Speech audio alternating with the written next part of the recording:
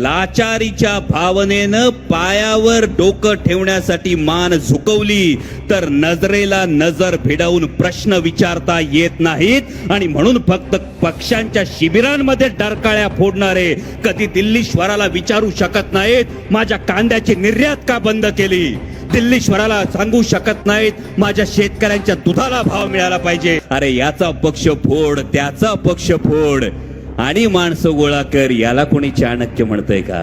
पक्ष फोडून नाही तर सर्वसामान्य मध्यमवर्गीय कुटुंबातली गरिबाची पोरं घडवून या महाराष्ट्राला जर कोणी नेतृत्व दिली असतील तर ती आदरणीय शरदचंद्रजी पवार साहेबांनी दिली. आदरणीय शरदचंद्रजी पवार साहेबांनी काय केलं असा जेव्हा प्रश्न विचारला जातो तेव्हा समोर प्रश्न विचारण्याच्या आधी कानाखाली जाळ काढून विचारावं असं वाटतं. काय काय नाही केलं तेवढं सांग. ज्या पक्षाला 25 वर्ष तळहाताच्या फोडाप्रमाणे जपलं, जो पक्ष वाढवण्यासाठी ज्या पक्षाच्या नेतृत्वांना एक मान्यता मिळवून देण्यासाठी स्वतःच्या आधाराची पर्वा केली नाही, उन्हातानाची पर्वा केली नाही, अविरत धावत राहिले त्या आदरणीय शरदचंद्रजी पवार साहेब जेव्हा निवडणूक आयोगात जाताना दिसले तेव्हा प्रत्येक स्वाभिमानी मराठी माणसाच्या डोळ्यात टचकन पाणी आलं आणि तेव्हाच महाराष्ट्रानं हा निर्णय घेतला की ज्यांनी अख्खी 55 वर्ष महाराष्ट्रासाठी चंदनासारखा देह झिजवला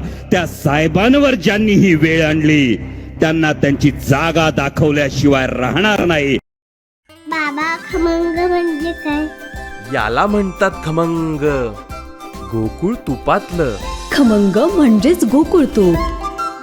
म्हणजे आज आदरणीय शरदचंद्रजी पवार साहेबांनी काय केलं असा जेव्हा प्रश्न विचारला जातो तेव्हा समोर प्रश्न विचारण्याच्या आधी कानाखाली जाळ काढून विचारावं असं वाटतं. काय काय नाही केलं तेवढं सांग. मग ती सिडकोची निर्मिती असेल, अगदी माथाडी कायदा असेल. आमचे सातारा पाटण भागातले सुद्धा अनेक माथाडी कामगार या भागात राहतात. या माथाडी कामगारांचे प्रश्न सोडवण्यासाठीची आदरणीय पवार साहेबांची धडपड असेल, हे सगळं या परिसरानं पाहिलं. कर्जतचं शिबिर झालं तेव्हा किल्ले रायगडानं डोळे वटारून पाहिलं. कारण ज्या रायगडच्या मातीचा उल्लेख केला, ज्या स्वाभिमानाच्या उदाहरणांचा उल्लेख केला, या किल्ले रायगडानं जेव्हा कर्जतच्या शिबिरामध्ये नकली आयाळ लावलेले सिंह डरकाळ्या फोडत होते तेव्हा त्या रायगडानं सुद्धा डोळे वटारून बघितलं. अरे माझ्या अंगा खांद्यावर खेळलेल्या छत्रपती शिवाजी महाराजांनी दिल्लीच्या दरबारात उभं राहिल्यानंतर स्वाभिमानाची डरकाळी फोडली होती आणि आज त्याच मातीत येऊन दिल्ली शहरासमोर लोटांगण घालणारी माणसं बोलतायत. हा काय म्हटले? तेवढं एकच नाही, त्याला आईच म्हणतात. हा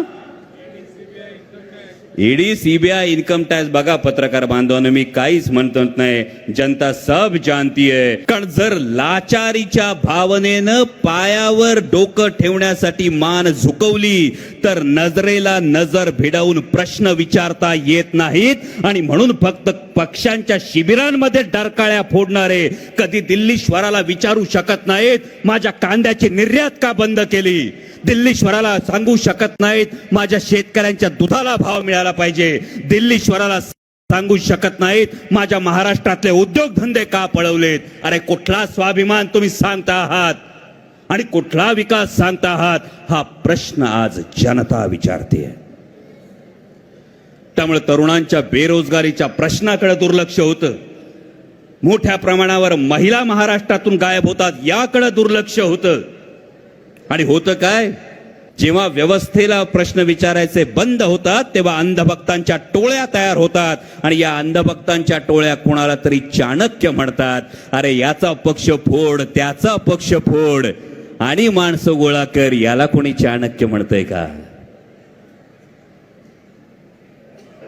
मला सांगा, याच्याकडून 4 काहीतरी गोळा कर, त्याच्याकडून काहीतरी लुबाडून आण, अशा पुरुषाने पुरुषार्थ गाजवला असं म्हणतो की स्वतःच्या मनगटाच्या जोरावर आणि उरातल्या हिमतीवर जो शून्यातून विश्व निर्माण करतो त्याला पुरुषार्थ गाजवलं म्हणतात. आणि हा पुरुषार्थ वारंवार पक्ष फोडून नाही तर सर्वसामान्य मध्यमवर्गीय कुटुंबातली गरिबाची पोरं घडवून या महाराष्ट्राला जर कोणी नेतृत्व दिली असतील तर ती आदरणीय शरदचंद्रजी पवार साहेबांनी दिली. आणि आताची जी राजकीय परिस्थिती जर बघितली तर एक प्रसंग फक्त सांगतो. आमच्याकडे एका शेतकऱ्याचं वासरू कसायानं चोरलं. पाटील साहेब, शेतकऱ्याचं वासरू कसायाने चोरलं, कोतवालीत गेला. शेतकरी कोतवालीत गेला, पण कसाई लय हुशार. कसायानी सगळी ताकद लावली, अर्थ धनशक्ती लावली. ही धनशक्ती लावली, चाऱ्याची गाडी बोलवली. कोतवाल आपला बघतोय, शेतकरी शांतपणे बघतोय, हतबल आहे शेतकरी. पण कसायानं चाऱ्याची गाडी मागवली आणि कसाई वासराला चारा टाकायला लागला. वासराला चारा टाकला, नंतर सुनावणी सुरू झाली. कसाई निघून गेला, शेतकरी बिचारा बसून राहिला.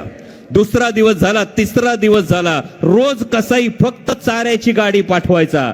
कोतवालाचा जो शिपाई होता तो कोतवालाकडे गेला. तो म्हणतो, साहेब मला वाटतं ते वासरू त्या कसायाचे. कोतवालाने विचारलं, वासरू कसायाचं कशावरून रे? तो म्हटला, अहो तो रोज चाऱ्याची गाडी पाठवतोय. कोतवाल म्हटला, बरं ठीक आहे, तू म्हणतो तो वासरू याच आहे. कोतवाल निकाल द्यायला बसला आणि त्या शेतकऱ्याच्या हातात कोतवालानं वासरू सोपवलं. तेव्हा शिपायाने विचारलं, कोतवाल साहेब निर्णय असा कसा दिला? कोतवालांनी सांगितलं, कसायाकडे पैसा होता म्हणून तो चारा पाठवत होता, पण ज्याने त्या वासराला तळहाताच्या फोडाप्रमाणे जपलं तो शेतकरी रोज येऊन माझ्या कोतवालीत बसत होता. हे चित्र तुम्ही बघितलं, निवडणूक आयोगाच्या सुनावणीच्या वेळी पाहिलं.